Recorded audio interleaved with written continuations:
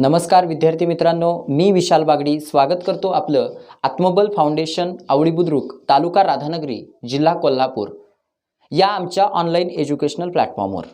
बघा, आपली जी काही NTSC साठी जी काही 10वीला एक्झाम असते, नॅशनल टॅलेंट सर्च एक्झाम, या एक्झामसाठी जी काही लेक्चर सिरीज चालू आहे त्याच्यामध्ये आपण पहिल्यांदा 9वीचा अभ्यासक्रम संपवणार आहे। कारण आपल्याला माहिती आहे की त्या परीक्षेसाठी 9वी ही 20% असेल, 20% 9वीचा सिलेबस असतो आणि त्यामुळे फर्स्ट स्टेजसाठी म्हणतोय मी, सेकंड स्टेज पण आपण घेणारच आहोत। तर हा फर्स्ट स्टेजचा सिलेबस आपण 9वी पासून स्टार्ट करतोय, मग 10वी अशा पद्धतीने आपण क्लिअर करू। ओके, आपला पहिला सब्जेक्ट जो चालू आहे तो आहे इतिहास आणि त्याच्यातील आपण 3 चॅप्टर ऑलरेडी केलेले आहेत। तुम्ही आमची प्लेलिस्ट आहे त्या प्लेलिस्टमध्ये जाऊन पाहू शकता।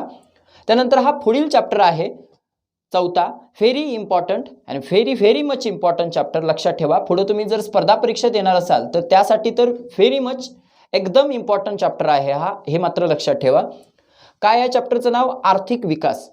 भारत ज्यावेळी स्वातंत्र्य झाल्यानंतर भारताकडे महत्त्वाचं उद्दिष्ट जे होतं ते म्हणजे की आपल्याला आर्थिक विकास साधायचा आहे। कारण का, जे इंग्रज भारतातून गेलेले होते ते मुळातच भारताची लुटालूट करून गेलेले होते, आपल्याला माहिती आहे। कारण की इंग्रजांचं जे सुरुवातीपासूनचं जे धोरण होतं की व्यापाराच्या माध्यमातून मेनली आणि इतर माध्यमातून ते भारताला लुटण्यासाठीच इथं आलेले होते, बरोबर आहे की नाही। मग त्यांनी ज्या पद्धतीनं भारतीय अर्थव्यवस्थेला मागे घेऊन गेलेले होते, ती आता भारतीय अर्थव्यवस्था आपल्याला काय करायची होती? सुधारायची होती। आणि त्यासाठी आपण आर्थिक विकास करण्यासाठी कोणकोणती पावलं उचलली स्वातंत्र्यानंतर, त्याच्या महत्त्वाचे घटक आपण पाहणार आहोत। व्हेरी मच इम्पॉर्टंट चॅप्टर आहे, लक्षात ठेवा। बघा, ह्या चॅप्टरमध्ये जर आपण विचार केला तर महत्त्वाचे हे एवढे पॉईंट्स आपण पाहणार आहोत ज्याच्यामध्ये भारतानं मिश्र अर्थव्यवस्थेचा स्वीकार केला। मग त्याच्या का मिश्र अर्थव्यवस्थेचा स्वीकार केला? नेमकी मिश्र अर्थव्यवस्था म्हणजे नेमकी असते काय ती गोष्ट, किंवा पंचवार्षिक योजना असतील, योजना केली गेली, किंवा एखादी गोष्ट असते बघा, तुम्हाला एखादा कार्यक्रम करायचा आहे त्याच्यासाठी तुम्ही योजना आखता, मग तशा पद्धतीनं भारताला आर्थिक विकास साधायचा होता। मग त्याच्यासाठी भारतानं पंचवार्षिक 5 वर्षासाठीची अशी पंचवार्षिक योजना कशी केली? बँकाचं राष्ट्रीयकरण का करण्यात आलं, याचं कारण काय आहे? 20 कलमी कार्यक्रम नेमका काय होता? त्यानंतर गिरणी कामगारांचा संप का झाला? ह्या संदर्भातल्या महत्त्वाच्या गोष्टी आणि अत्यंत महत्त्वाची गोष्ट जी शेवटची आहे ती म्हणजे 1991चं आर्थिक धोरण। लक्षात ठेवा, 1991चं जे काही आर्थिक धोरण आहे ते आज सुद्धा आपल्यावर काय पडतं? प्रभाव पडतं। त्यामुळे ह्या सर्व ज्या गोष्टी आहेत, ह्या सर्व गोष्टी एवढ्यासाठी बघायच्या आहेत। इतिहास या चॅप्टर म्हणजे इतिहास या विषयाच्या खाली बघतोय, पण तुम्हाला एक समजत असेल की या सर्व गोष्टींचा ह्या बाह्य म्हणजे कालबाह्य होऊन गेलेला नाही, तर याचा आपल्यावर प्रभाव पडत आहे। त्यामुळे ह्या गोष्टी व्यवस्थितरित्या पाहणं ही आपली अत्यंत गरज आहे। फक्त परीक्षेच्या दृष्टीतून नाही तर आपल्याला आपल्या भारत देशाची जडणघडण सुद्धा पाहायची आहे, त्याचबरोबर इतर स्पर्धा परीक्षांच्यासाठी सुद्धा महत्त्वाचे आहे। त्यामुळे ह्या परीक्षेला फक्त आणि फक्त 9वी म्हणजे ही जी पुस्तकं आहेत त्यांना फक्त 9वी साठीचे मार्क्स याच्यात फक्त तुम्ही काय करू नका, त्याला तोलू नका, तर सगळ्यात मोठी गोष्ट तुम्ही चूक करणार आहे आयुष्यातली, हे मात्र लक्षात ठेवा। कारण ह्याचा जर तुम्ही व्यवस्थित अभ्यास केला तर याचा फायदा तुम्हाला लाईफ टाईम होणार आहे, ठीक आहे। ओके, आता बघा, ह्याच्यातला सगळ्यात महत्त्वाचा पहिला पॉईंट मिश्र अर्थव्यवस्था। अर्थव्यवस्थेचे प्रकार, ह्या काही सिंपल गोष्टी आपण जरा बघूया, ठीक आहे। उदाहरणासहित व्यवस्थितरित्या पाहण्याचा प्रयत्न करूया। बघा, जरा लक्ष द्या। आता फॉर एक्झाम्पल तुम्हाला सांगतो, इथं उदाहरणादाखल मी समजावून सर्व गोष्टी सांगतो म्हणजे ह्या गोष्टी समजतील। ह्याच्या आधी एक गोष्ट बघा, जरा सिंपली लक्षात ठेवा।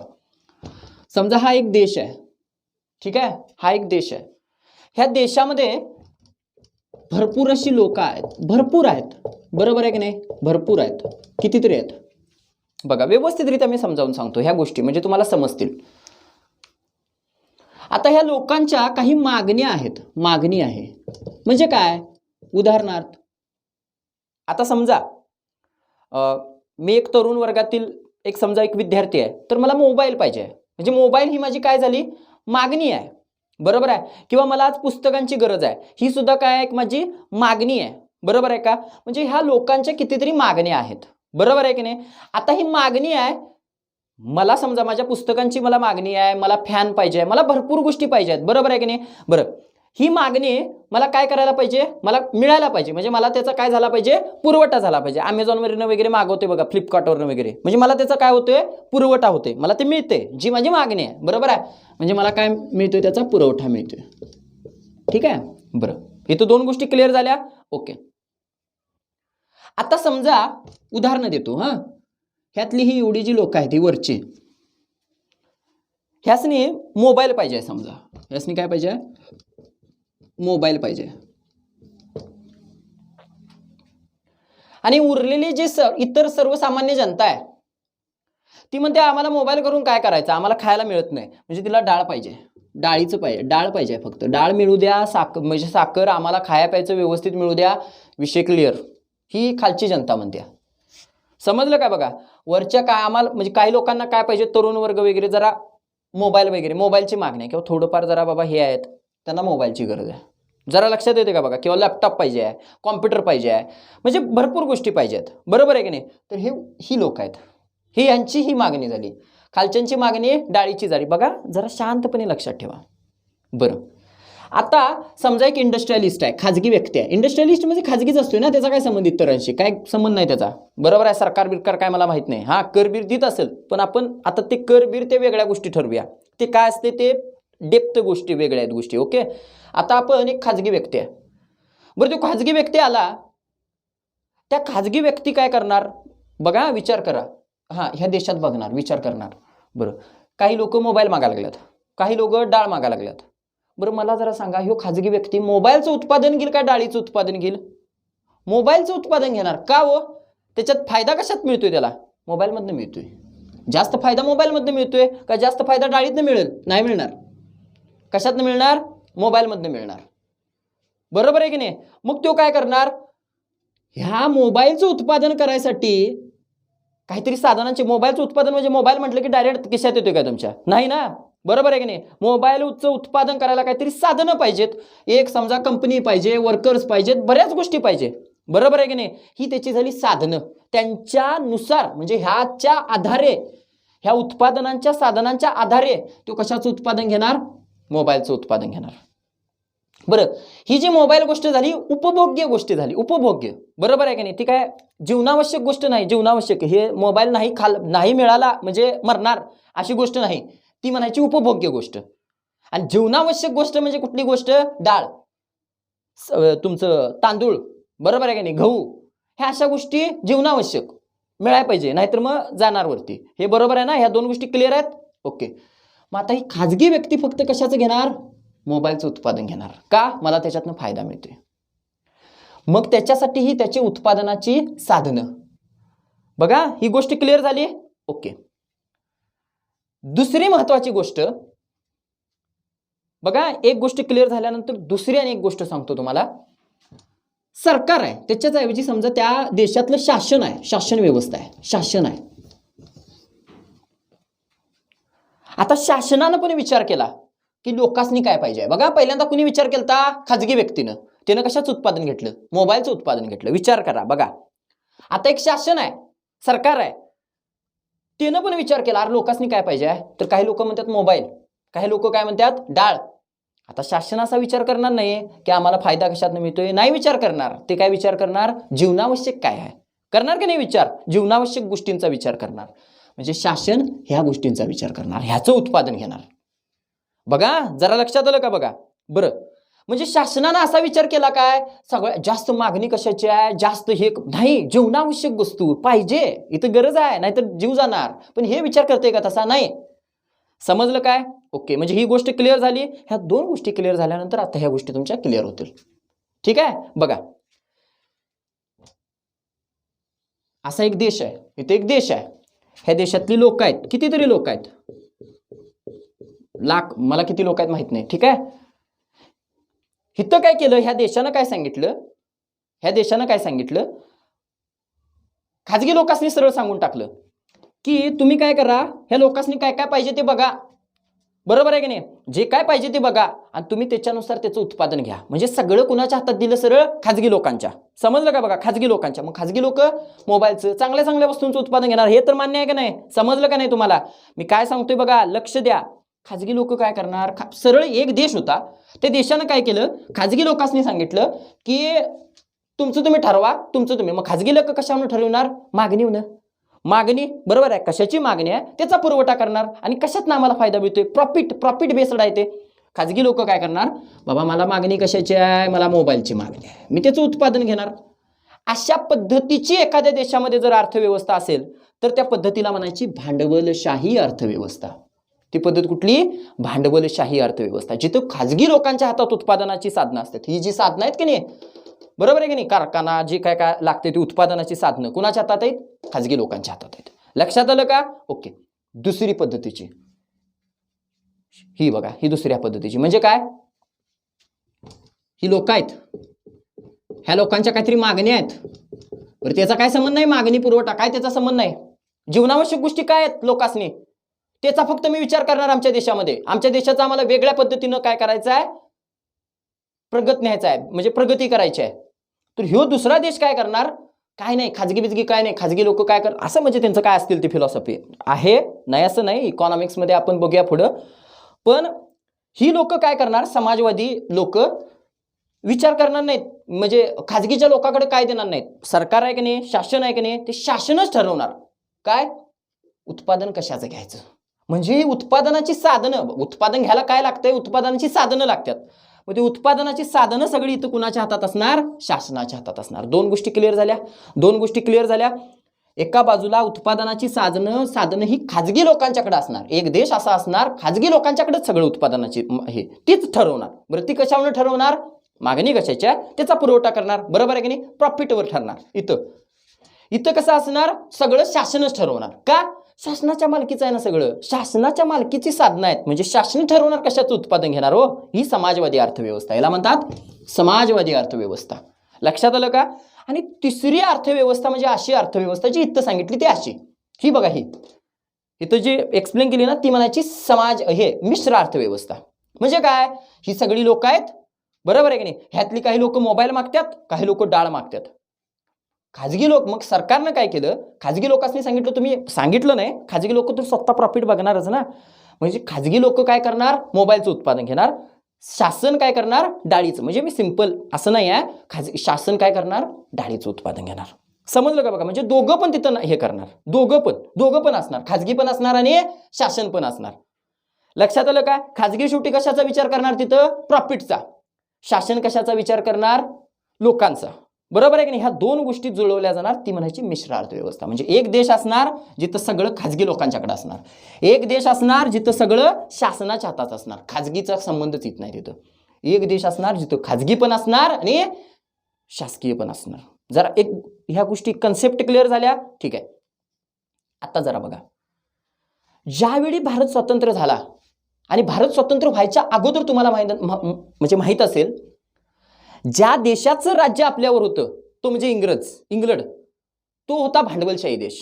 हे सर्वांना माहित आहे. तो कोण होता, भांडवलशाही देश. मग आता इंग्रज जर का भांडवलशाही देश असेल तर भारतावर 1947 म्हणजे स्वातंत्र्य होतपर्यंत कुठली अर्थव्यवस्था होती, भांडवलशाही. ही अर्थव्यवस्था होती. खाजगी लोक ठरवायची कशाचं उत्पादन घ्यायचं आणि त्याचं उत्पादन घ्यायची, लोकांचा विकांचा विचार काहीच नाही. समजलं का बघा, ही म्हणायची भांडवलशाही. आता अमेरिकेसारख्या देशामध्ये हीच भांडवलशाही अर्थव्यवस्था आहे, लक्षात ठेवा. पण त्यांचा एक विकास म्हणजे एक लोकांचा जीवन स्तर, बरोबर आहे का, आपल्यामध्ये तसं नाही आहे. एक श्रीमंत गरीब थोडीशी दरी आहे. त्यामुळे ही जी भांडवलशाही अर्थव्यवस्था भारतामध्ये पूर्णतः चालणार नाही, किंवा ही समाजवादी अर्थव्यवस्था पण भारतामध्ये चालणार नाही पूर्णतः. कारण विकास प्रगती शेवटी भांडवलशाहीनंच होती, बरोबर आहे की नाही. कारण की नवीन नवीन टेक्नॉलॉजी आणणं, ह्या सगळ्या गोष्टी ज्या आहेत ना त्या भांडवलशाहीनंच होत्यात. मग भारतानं काय विचार केला, आपण भांडवलशाहीकडे पण जायचं नाही आणि समाजवादाकडे पण जायचं नाही, आपण काय करूया, मिश्र आणूया. मग पंडित जवाहरलाल नेहरू जे भारताचे पहिले पंतप्रधान होते, त्यांनी काय केलं, मध्यम मार्ग स्वीकारला, मधला मार्ग स्वीकारला, की नाही आपल्याला ना इकडं जायचं आहे इकडं जायचं आहे, आपण मिश्र अर्थव्यवस्थेकडे जाऊया. जरा गोष्टी क्लिअर झाल्या, ठीक आहे. दुसरी महत्वाची गोष्ट, आता म्हणजे भारताच्या किंवा कुठल्याही देशाच्या बाबतीत जर विचार केला, खाजगी क्षेत्र, सार्वजनिक क्षेत्र आणि संयुक्त क्षेत्र अशी 3 क्षेत्र असतात उत्पादन म्हणजे अर्थव्यवस्थेची किंवा उत्पादनाची. एक खाजगी क्षेत्र एक असते, सार्वजनिक क्षेत्र एक असते आणि संयुक्त क्षेत्र एक असते. खाजगी क्षेत्र म्हणजे काय, जिथं उपभोग्य वस्तू, जास्तीत जास्त उपभोग्य वस्तू म्हणजे समजलं ना, उपभोग्य वस्तूंचं उत्पादन. फ्रीज उपभोग्य वस्तू आहे, पाहिजेच असं नाही, पाहिजेच नाहीतर मरणारच आहे, जीव जाणारच आहे असं काय नाही आहे, ती उपभोग्य वस्तू झाली. कोण उत्पादन घेणार, खाजगी क्षेत्र उत्पादन घेणार. म्हणजे खाजगी क्षेत्राकडे असते ते. सार्वजनिक क्षेत्र म्हणजे काय, जिथं महत्वाच्या गोष्टी, संरक्षण साहित्य. आता संरक्षण साहित्यामध्ये तुम्हाला नंतर परत सांगणारच आहे मी, संरक्षण साहित्यामध्ये कसं असतंय, तुम्ही एखाद्या संरक्षण साहित्यामध्ये गुंतवणूक केली तर त्याचा परतावा वगैरे ह्या ज्या सर्व गोष्टी आहेत की नाही त्याला वेळ लागतोय. आणि हे शेवटी खाजगी लोक कशावर हे असतात, प्रॉफिट बेस्ड असते, ते प्रॉफिट लागते त्यांना, बरोबर आहे की नाही. त्यामुळे ते संरक्षण साहित्याचं वगैरे उत्पादन घेत जास्त हे करणार नाहीत किंवा त्याच्यावर इन्व्हेस्टमेंट जास्त करणार नाही. मग तिथं कोण असते, सार्वजनिक क्षेत्र. आणि संयुक्त क्षेत्र म्हणजे तिथं शासन पण आहे आणि खाजगी लोक पण आहेत, एकत्र मिळून काम करतात. जरा मला वाटतं ही गोष्ट जर का कन्सेप्ट क्लिअर झाली तर इकॉनॉमिक्स मधली सर्वात महत्वाची कन्सेप्ट क्लिअर झाली, हे लक्षात ठेवा. ठीक आहे, ओके. आता बघा आपल्याला एक समजलं, ही भांडवलशाही अर्थव्यवस्थेत काय असते, नफाशी मतलब असतोय, बरोबर आहे की नाही. मला नफा मिळवायचा आहे विषय, खाजगी व्यक्ती म्हणजे नफ्याशी संबंध असणार ना. इथं मात्र समाजवादामध्ये काय असते, लोकांच्यासाठी, बरोबर आहे की नाही, लोकांच्यासाठी नियमाच्या आधारावर आम्हाला काम करायचं आहे, बरोबर आहे की नाही. नियोजन राखायचं आहे, नियोजनाच्या आधारातून करायचं आहे. मग मिश्रमध्ये मात्र काय केलं, ह्याच्यातल्या काही चांगल्या गोष्टी इथं आणल्या गेल्या. कारण ह्याच्यामध्ये सुद्धा काही वाईट गोष्टी असतील. फॉर एक्झाम्पल इथं सगळं कुणाच्या हातात गेलं, खाजगी लोकांच्या हातात गेलं. मग जी काही सर्वसामान्य लोक असतील त्यांना ज्या काही म्हणजे वस्तू लागत असतील त्यांचा विचार ही लोक करणार नाहीत, सिंपल भाषेमध्ये सांगतो. आणि समाजवादी याच्यामध्ये काय होईल कदाचित, आता समाजवादी म्हणजे कुणाच्या मालकाचे, सगळे शासनाचे. आणि शासनच जर का हे लागलं तर म्हणजे शासनानं ठरवलं नाही आम्ही याचं नको त्याच कशाच तरी उत्पादन घेणार, म्हणजे कसं झालं, एक डिक्टेटरशिप झाली, म्हणजे एकट्याच लोक हातात कोणाच्या तरी पॉवर गेली. पण इथं मात्र कसं आहे बघा, पॉवर विभागली गेली, खाजगी लोक पण ठरवणार आणि शासकीय लोक पण ठरवणार. म्हणजे समजलं का बघा, ह्याच्यातल्या काही चांगल्या गोष्टी काढून ही मिश्र अर्थव्यवस्था काय केली गेली, तयार केली गेली. समजलं काय. आणि सगळ्यात महत्वाची गोष्ट काय गेली, समजा ह्याच्यामध्ये शासकीय लोक काय करणार, समजा संरक्षण साहित्य असतील, रेल्वे असतील, कालवे असतील, बंदरे असतील. आता ह्या गोष्टी कशा आहेत, मोठी इन्व्हेस्टमेंट मोठी आहे. आणि ह्याच्यातला परतावा जो आहे माग म्हणजे जे हे होणार आहे, लगेच प्रॉफिट मिळणार नाही. आज हे केलं, बंदर बांधला आणि दुसऱ्या दिवशीपासून कोट्याधीश झाला, शक्य नाही होणार, बरोबर आहे की नाही. इन्व्हेस्टमेंट जास्त आहे. मग त्याच्यापेक्षा काय करायला चालू केलं की अशा काही गोष्टी त्याच्यामध्ये शासकीय इन्व्हेस्टमेंट केली गेली. आणि ज्या गोष्टी खाजगी लोकांना काय करून देतील, प्रॉफिट मिळवून देतील, तिथं खाजगी लोकांच्यासाठी फ्री सोडलं की खाजगी लोक तुम्ही काय करू शकता, तिथं टोटली इन्व्हेस्टमेंट करू शकता. FDI ते म्हणजे आता नाही, आपण पुढे ज्यावेळी लेक्चर्स मोठमोठे घेत जाऊ त्यावेळी समजत जाईल. लक्षात आलं का ह्या गोष्टी, ओके. ही महत्वाची गोष्ट आहे. आता तुम्हाला माहिती आहे इथं भांडवलशाहीमध्ये नफ्याची प्रेरणा असते, नफ्याच्या प्रेरणेतून चालू केलेलं असते का दुसऱ्या कुठल्या धोरणातून नाही, चालू केलेलं, बरोबर आहे. आणि ही जी गोष्ट आहे, हे जे आपण जे बघतोय, हे जे सगळं काय बघितलेलं आहे, जी भारताची मिश्र अर्थव्यवस्थेकडे काय चालवली आहे, म्हणजे वाटचाल आहे, बरोबर आहे का. आणि त्यानंतर 1973ला लक्षात ठेवा, व्हेरी मच इम्पॉर्टंट आहे, 1973ला औद्योगिक धोरण आलं. 1973चं औद्योगिक धोरण. आता औद्योगिक धोरण म्हणजे काय, 1973चं जरा लक्षात ठेवा, व्हेरी मच इम्पॉर्टंट आहे. 1973चं औद्योगिक धोरण म्हणजे भारताचा औद्योगिक विकास करायचा तरी कसा, म्हणजे औद्योगिक धोरण म्हणजे कसं असतंय, समजा घरात आहे तुम्ही आणि घरात आता धोरण ठरवणं, धोरण म्हणजे काय, पुढे बाबा वाटचाल कशी करायची, मग उद्योगाच्या बाबतीत कशी वाटचाल करायची, ह्यासाठी 1973ला काय आलं, एक औद्योगिक धोरण आलं. आणि त्यानंतर मात्र एक विशिष्ट अशी गती पकडली गेली की हा नेमकं कुठलं क्षेत्र काय करायचं. समजा फॉर एक्झाम्पल अवजड उद्योग असेल किंवा मोठमोठे उद्योग असतील, उद्योजक घराणे असतील, ह्या जरा गोष्टींचं प्राबल्य आहे ते थोडंसं आता कमी करायचं, प्रभाव जरा आटोक्यात आणायचा. आणि जे काही प्रादेशिक विकास आहे, प्रादेशिक म्हणजे इतर लोक जे राहिलेले आहेत त्यांचा जरा विकास करायचा. जरा लक्षात आलं का, हे तुम्हाला हळूहळू समजेल, हे तुम्हाला सर्व गोष्टी समजतील. म्हणजे लघु उद्योगांचा आता जरा काय करायचा, विस्तार करायचा, लघु उद्योगांच्यावर जरा भर द्यायचा, म्हणजे सर्वसामान्य लोकांना काय मिळतील, त्याचा फायदा होईल. बघा 1973 जे काही औद्योगिक धोरण आलं त्याच्या आधी समजा कसं होतं, मोठमोठे उद्योग उभारायचे, मोठे उद्योग उभारायचे. बरं मोठे उद्योग उभारले, मान्य आहे, मोठे उद्योग उभारले, खाजगी असून देत, शासकीय माध्यमातून असून देत, पण त्याचा जो इम्पॅक्ट आहे तो कोणावर जात असणार आहे, मोठ्या लोकांच्यावर जात असणार आहे, बरोबर आहे की नाही. 1973च्या औद्योगिक धोरणानं मात्र काय सांगितलं गेलं की आता तसं नाही, तुम्ही त्याच्यावर आहेच, औद्योगिक घराणे वगैरे ह्या सर्व गोष्टी आहेत, पण त्याच्याबरोबर आता लघु उद्योग आणि लघु उद्योगातून सर्वसामान्य लोकांचा काय करणं, विकास करणं, ह्यावर भर दिला गेला. त्यामुळे हे 1973चं जे काही औद्योगिक धोरण आहे ते फार महत्वाचं आहे. बरं, हे करण्यासाठी मिश्र अर्थव्यवस्थेचा स्वीकार तर भारतानं केला, हे तर गोष्ट क्लिअर झाली यातनं. ह्याच्यासाठी नियोजनाची आवश्यकता शक्यता असते. नियोजन करणं फार गरजेचं आहे की हां बाबा पुढच्या एवढ्या गोष्टीमध्ये आम्ही ह्याचेच उत्पादन घेणार, ह्यावर भर ठेवणार, आमची ग्रोथ अशी असणार, आम्ही रोजगार एवढा देणार, आम्ही एवढी इन्व्हेस्टमेंट करणार. हे काहीतरी नियोजन असणं फार गरजेचं आहे. बरोबर आहे की नाही? आणि त्यासाठी भारतानं सेम ते घेण्यासाठी नियोजन आयोग स्थापन केलेला होता आणि त्याच्या माध्यमातून पंचवार्षिक योजना आणल्या. 5-5 वर्षासाठी नियोजन केलं. ते आपण काय करूया, एकदम नको घ्यायला, पुढच्या पार्टमध्ये घेऊया. ठीक आहे? मला वाटतं ह्या गोष्टी तुम्हाला बेसिकली क्लिअर झाल्या असतील. तरी बघा, हे जे व्हिडिओ लेक्चर आहेत तुम्हाला जर व्यवस्थित वाटत असतील तर लाईक करा, शेअर करा, सबस्क्राईब करा. त्याचबरोबर जी बेल आहे ती दाबायला विसरू नका. आणि हे जे आमचे व्हिडिओ लेक्चर्स आहेत ते जास्तीत जास्त विद्यार्थी मित्रांच्यापर्यंत पोहोचवा. धन्यवाद.